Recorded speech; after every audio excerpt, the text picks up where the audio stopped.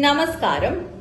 American president Donald ട്രംപിന്റെ ഭീഷണിക്ക് വഴങ്ങില്ലെന്ന് ഇറാന്റെ പരമോന്നത നേതാവ് ആയത്തുള്ള ഖൊമേനി.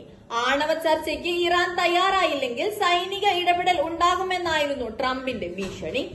ഭീകര പ്രവർത്തനങ്ങളിൽ ഏർപ്പെടുന്നതിനു പകരം ജനങ്ങളുടെ നന്മയ്ക്കായി പ്രവർത്തിക്കുവാൻ ഇറാനോട് അമേരിക്കൻ വൈറ്റ് ഹൌസ് ആവശ്യപ്പെടുകയും ചെയ്തിരുന്നു. ആണവായുധ നിർമ്മാണത്തിന്റെ അവസാന ഘട്ടത്തിലാണ് ഇറാൻ എന്ന് ട്രംപ് കരുതുന്ന പശ്ചാത്തലത്തിലാണ് ഇറാന് അമേരിക്ക മുന്നറിയിപ്പ് നൽകിയിരുന്നത്.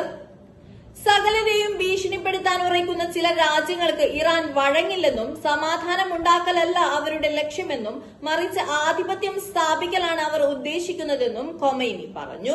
ആണവായുധ പദ്ധതികളുമായി ബന്ധപ്പെട്ട ചർച്ചകൾക്ക് ഇറാനെ ക്ഷണിച്ചുകൊണ്ട് കത്തയച്ചിട്ടുണ്ടെന്ന് ട്രംപ് ഇന്നലെ ഫോക്സ് ന്യൂസിനോട് പറഞ്ഞിരുന്നു.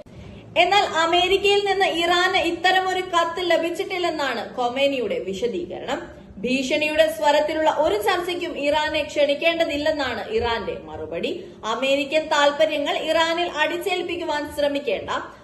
അമേരിക്കയുടെ സമ്മർദ്ദ തന്ത്രത്തിന് വഴങ്ങില്ല. എന്നാൽ ചർച്ചയ്ക്ക് വേഗത്തിൽ തയ്യാറായില്ലെങ്കിൽ സൈനിക നടപടി ഉടൻ ആരംഭിക്കുമെന്ന് അമേരിക്ക അറിയിച്ചിട്ടുണ്ട്. News desk മലയാളാക്ഷരം.